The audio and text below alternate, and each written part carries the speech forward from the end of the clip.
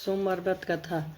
एक नगर में एक बहुत धनवान साहूकार रहता था। उसके घर में धन की कमी नहीं थी, परंतु वह अत्यंत दुखी था क्योंकि उसके कोई पुत्र नहीं था। इसी चिंता में दिन रात दुखी रहता था। पुत्र की कामना के लिए वह प्रत्येक सोमवार शिव जी का व्रत और पूजन किया करता था तथा सायंकाल मंदिर जाकर शिव जी के सामने दीपक जलाया करता था।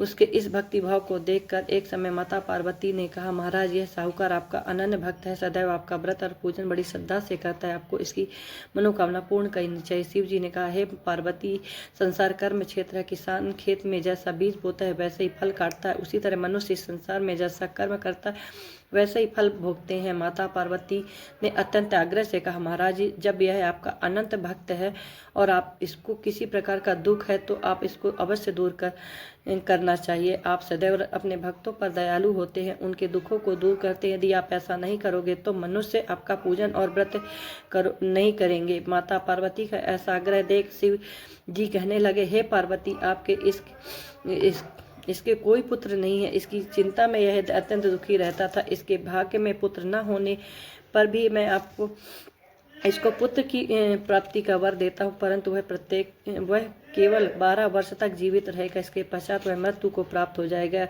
इससे अधिक मैं इसको कुछ नहीं कर सकता। माता पार्वती और भगवान शंकर का यह वार्तालाप सुन रहा था और उसको प्रसन्नता हुई और ना ही दुख हुआ। वह पूर्व की तरह शिव जी का व्रत और पूजन करता रहा। कुछ समय बाद साहूकार की स्त्री गर्भवती हुई और 10वें महीने उसके गर्भ से अति सुंदर पुत्र पैदा हुआ। साहूकार के घर में बहुत खुशियां मनाई, परंतु साहूकार को यह जानता था कि केवल 12 वर्ष की आयु के लिए है, इसलिए वह अति प्रसन्न नहीं हुआ।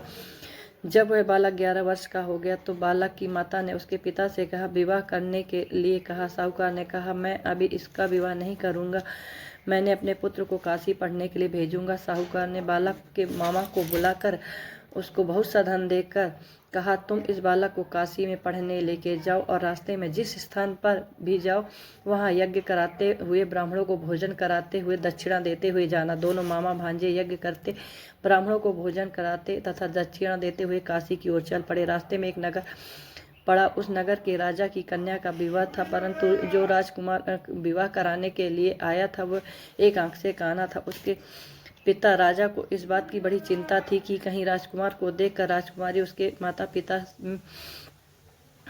विवाह में किसी प्रकार का अड़चन न पैदा कर दे। जब उसके सेठ के अति सुंदर इस लड़के को देखा तो उसके मन में विचार आया कि क्यों न द्वार चार पर इसी लड़के के से वर की सारी रस्में पूरी की जाए। ऐसा मन में विचार कर राजकुमार के पिता ने उस साहूकार और लड़के और उसके मामा से बात की। वे राजी हो गए। फिर उसी साहूकार ने लड़के को वर के कपड़े पहनाकर तथा घोड़ी पर बैठाकर कन्या के द्वार पर ले गए। कन्या प्रसन्नता से पूर्ण हो गए।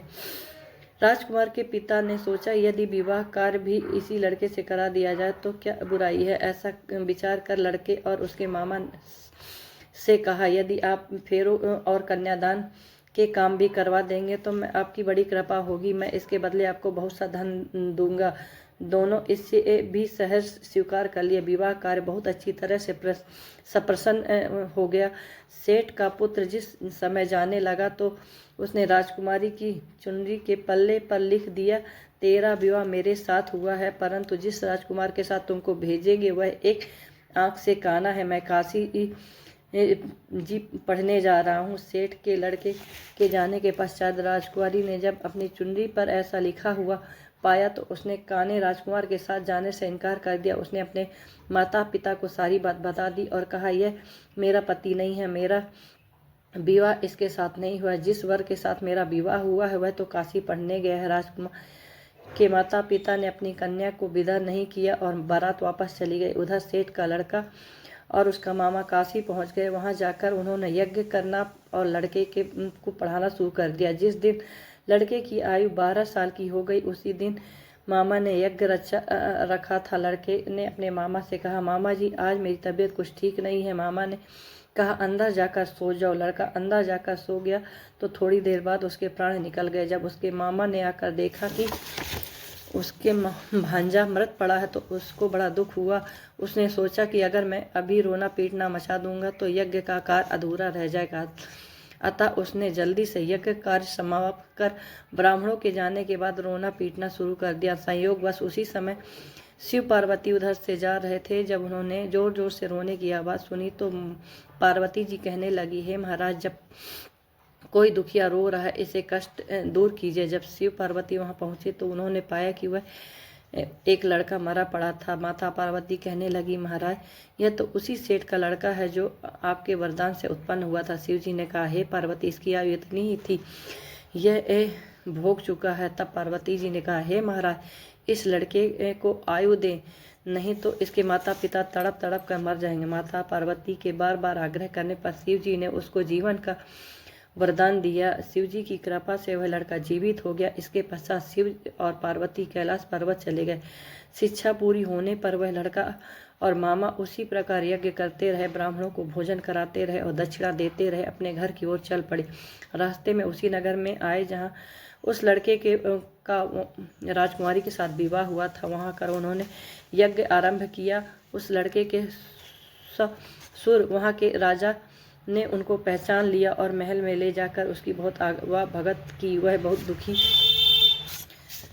बहुत से दास दासियों सहित आदर पूर्वक अपनी राजकुमारी और जमाई को विदा किया। जब वे नगर के निकट आए तो मामा ने कहा, मैं पहले तुम्हारे घर जाकर तुम्हारे माता पिता को खबर कर आता हूँ।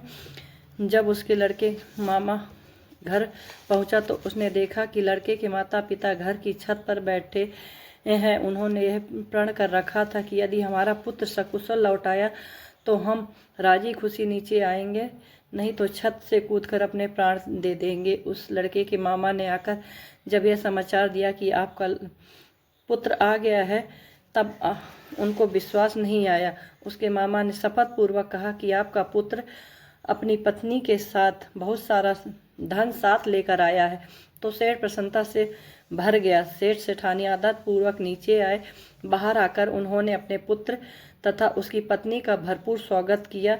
सभी प्रसन्नता के साथ रहने लगे। जो कोई सोमवार के व्रत को धारण करता है अथवा इस कथा को पढ़ता या सुनाता है, उसके सभी दुख दूर होकर उसकी समस्त मनोकामनाएं पूर्ण होती हैं। इस लोक के नाना प्रकार के सुख भोगकर अंत में सदाशिव के लोक को प्राप्त होते हैं। बोलो शिव शंकर की जय। ओम नमः शिवाय।